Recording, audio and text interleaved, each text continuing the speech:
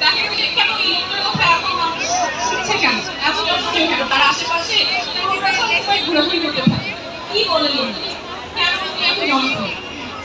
তো দেখা গেল উনি আসলে খুবই সাধারণ একজন মানুষ, খালি পায়ে হাঁটাহাঁটি করে, একই কাপড় পরে, দিনের কাপড় পরে থাকে, কাজও করছে না, কিন্তু তিনি সবার সাথে কথা বলেন।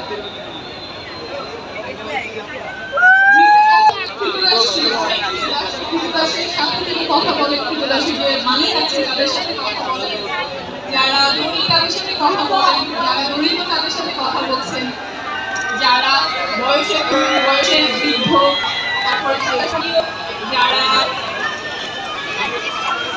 যারা সেখানে ঘুরতে এসেছে সবার সাথে কথা বলেন।